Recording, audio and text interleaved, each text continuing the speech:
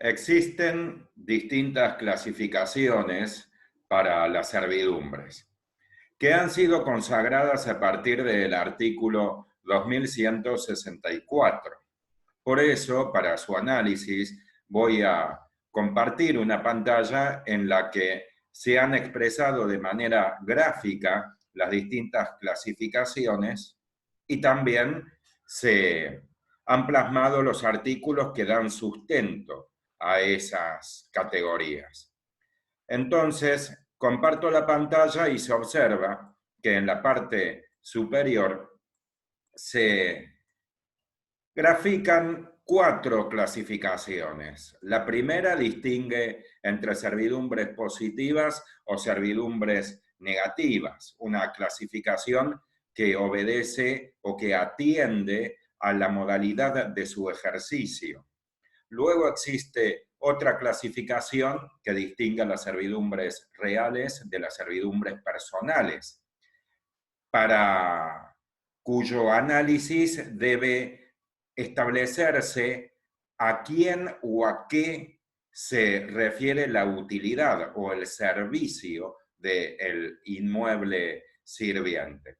Luego existe la tercera clasificación, que tiene como causa generadora del agrupamiento a la necesidad o a la falta de necesidad del consentimiento por parte del titular del fondo sirviente. Y finalmente se clasifican según su autonomía en servidumbres principales o servidumbres accesorias. La primera categorización, entonces, la distinción entre servidumbres positivas y negativas, ha sido consagrada en el artículo 2164. Y en esta norma se indica que son servidumbres positivas las que facultan al titular del derecho a ejecutar un acto sobre el inmueble sirviente. Por ejemplo, la servidumbre de tránsito o la servidumbre de sacar agua, que confiere al titular la facultad de transitar, de pasar, en el primer caso, sea a pie, a caballo o en un vehículo automotor, o ingresar para extraer agua y volver a su predio, son las facultades que hacen al contenido del derecho real.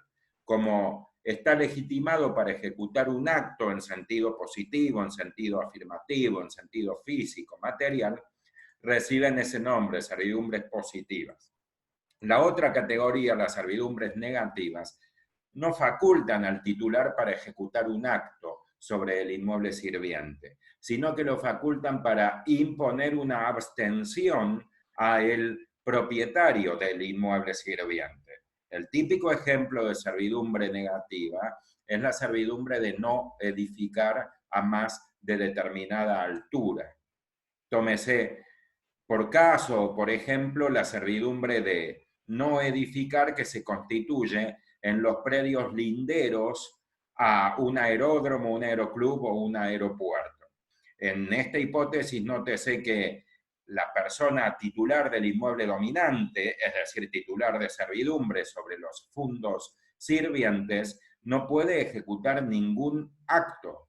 La actividad de aeronavegación se realiza en lo que hace el despegue, a decolar y lo que hace el aterrizaje enteramente en el predio propio. Pero el titular de este inmueble puede exigir a los propietarios de los predios linderos que no edifiquen a más de determinada altura, que no coloquen antenas que excedan esa altura, porque de lo contrario le impide el ejercicio de la actividad. Luego existe otra clasificación que distingue las servidumbres reales de las servidumbres personales. Y esta categorización surge del destinatario del servicio, porque se llaman servidumbres reales las que prestan un servicio para el inmueble, o sea, para la cosa, o sea, para el objeto. Y se llaman servidumbres personales las que prestan un servicio destinado al sujeto, a la persona, al propietario del inmueble dominante.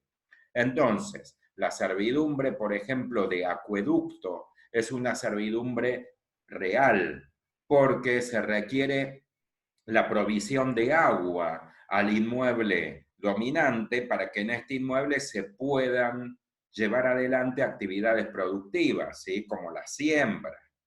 De ahí, o para que sea habitable, que se requiere agua. Por el contrario, las servidumbres personales prestan el servicio o la utilidad al sujeto, no al objeto.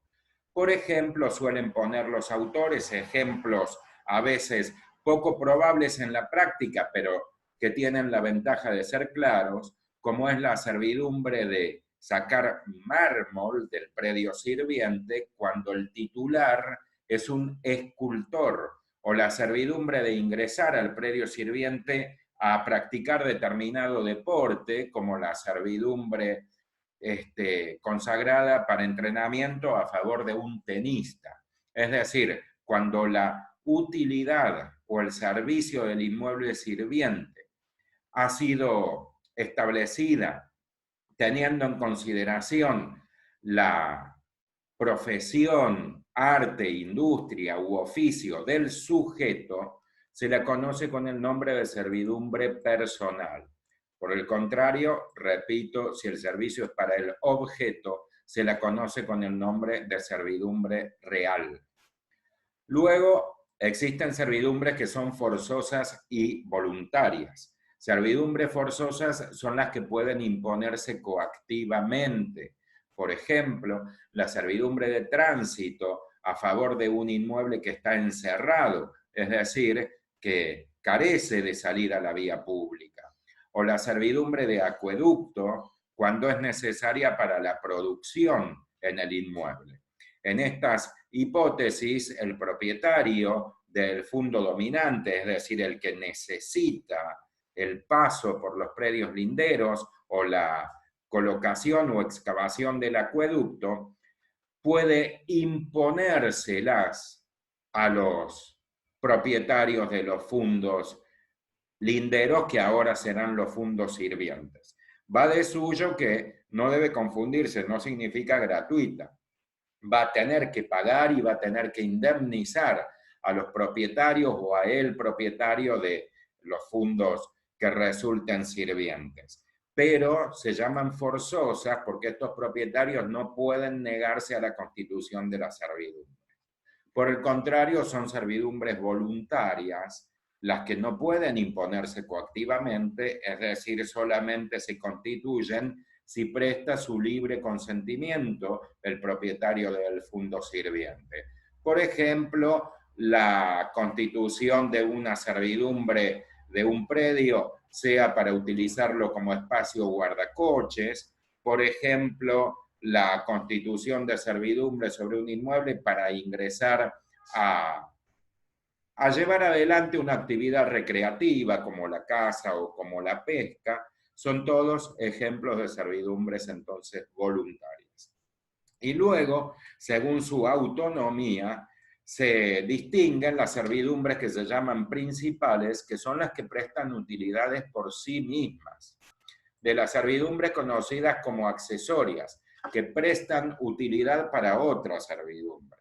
El típico ejemplo de servidumbre principal y accesoria es la servidumbre principal de sacar agua, que es lo que se requiere en el fondo dominante, que conlleva la servidumbre accesoria de tránsito, que consiste en ingresar al predio sirviente, es decir, al predio que provee de agua, ingresar por un caminito, transitar hasta el aljibe, pozo de agua, cisterna o curso de agua, y luego volver hacia el inmueble dominante.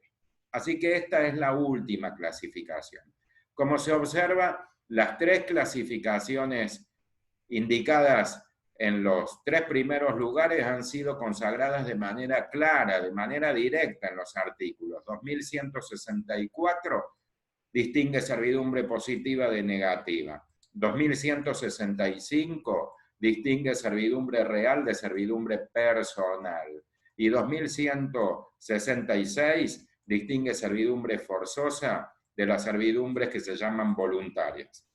La última clasificación la distinción entre servidumbres principales y accesorias no ha sido consagrada de manera directa, de manera positiva, pero surge de las facultades que se indican en el artículo 2174, que indica que el ejercicio de una servidumbre, se alude a la principal, comprende también la facultad de ejercer las servidumbres accesorias que sean indispensables para el ejercicio de la primera.